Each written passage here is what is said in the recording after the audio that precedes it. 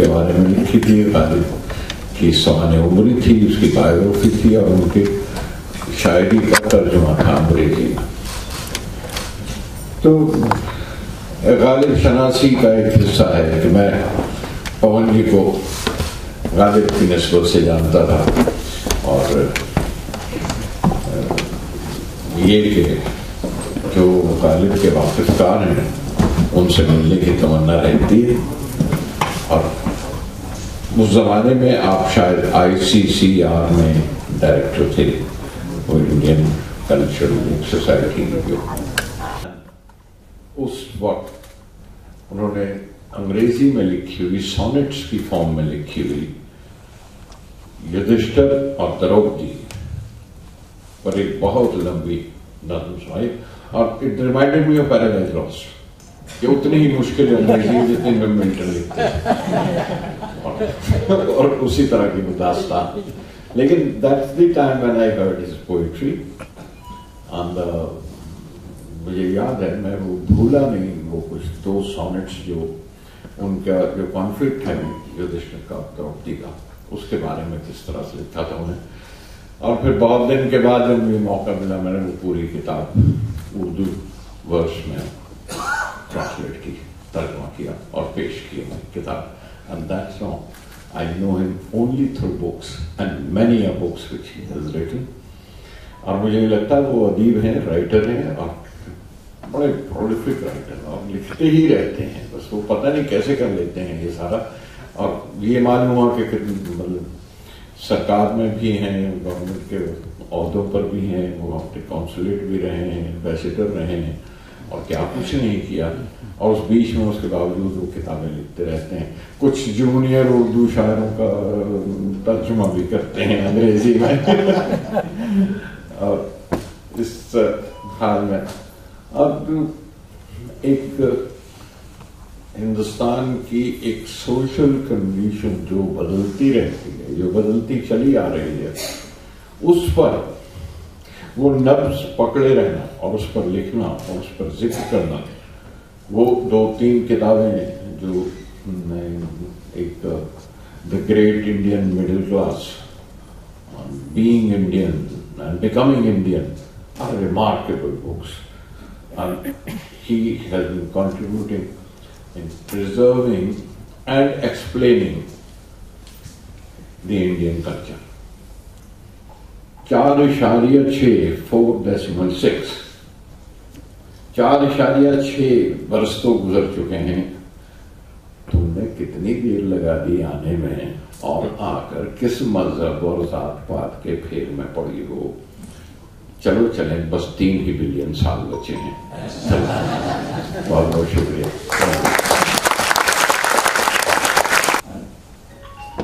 And the lovely editions where you get the original and the translation next to each other. So that's something to look out for. Incidentally, Pawan is again his CV was too long purposely to would have taken the whole evening. But before we begin talking about the subject today, I want to know how the hell do you manage to pack in so much in a day? You know, this man has been an ambassador, he's been a civil servant, he's been a writer, poet, political advisor, cultural czar. Should I stop there? So, a renaissance man. And it's wonderful that you managed to do so much. And perhaps you should tell us the secret of time management later. The first question that one asks when you get this book is why? Why did you write it now? Because I associate you with more, not material exactly, but more things of the earth rather than of the spirit. Therefore it came as a surprise. Well, if anybody were to make an analysis of trying to find a single theme in the books I've written, it would take a considerable period of time. because my first book was a biography of Mirza Ghalib. After which I did a book on the Havelis of Old Delhi. This is my 22nd book. So, that's what I was saying. then I wrote on Krishna, then I wrote on the great Indian middle class, being Indian, becoming Indian, Chanakya Eva. I wrote, the only novel I wrote is being made into a Bollywood film. It's called When Loss is Gain. I've translated Guldar Sahab, Kaifi Azmi, Atal Bihari Vajpayee. I've written a book on the Kama Sutra. So there have been many books. And I think essentially there is a search to try and understand different aspects of which we are legatees. As Indians, not necessarily as Hindus only, because my subjects deal with India as a whole and what is happening in India, at least my contemporary books. And you will be surprised, Anil, even Ghalib was written from the point of view of understanding his times as much as understanding his poetry. So in that space, this book, or rather Adi Shankaracharya,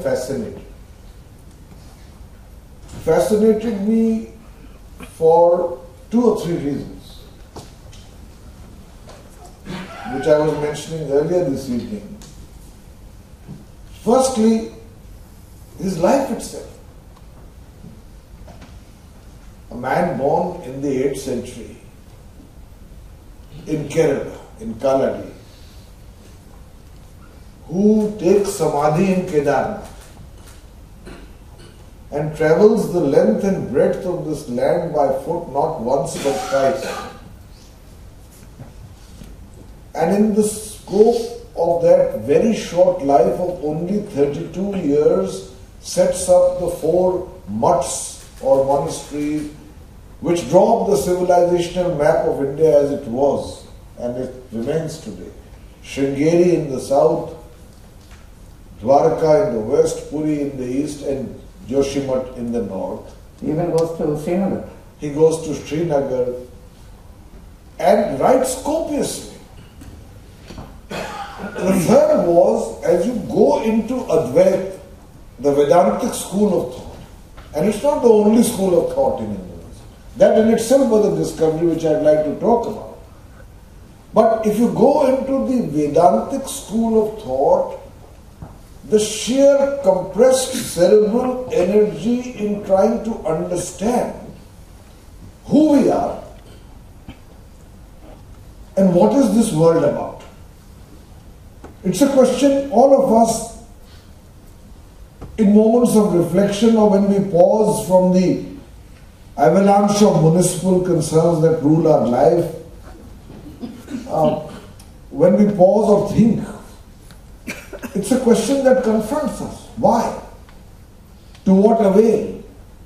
To what goal? To what purpose? To what end? Is there anything beyond the contingent, the immediate, the qualified, the conditioned? Or is there something more?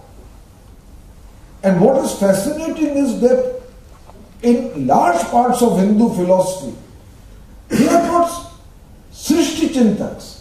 They are not examining the empirical world.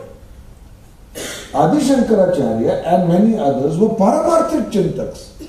Their concern was not with God, their concern was what could possibly be the ultimate truth. What could be the absolute reality? And what is our place in it? That is why I often say that of the 6 systems of Hindu philosophy, 5 are technically atheist. They are not talking about Ishwar. They are talking about, once again, the Paramarthik Chintaks, great thinking. So there was this philosophy. And lastly, and if I may just answer your question as I say often on TV debates in 30 seconds more. Lastly, I felt there is a need today. There is a need today for Hindus as they face a new form of aggression in the religion, as they face self-appointed evangelists who say this alone is Hinduism. It is important for them to explain to them the profundity of thought that underpins this religion. The sheer size of the canvas that defines the power of original thought, Maulik Soch, that underpins Hinduism. The dialogic nature of this religion, its eclecticism, its inclusiveness, its ability to debate called Shastra. It's important to understand all this, and I thought the best template to do that was to go to one of its greatest minds, Adi Shankar.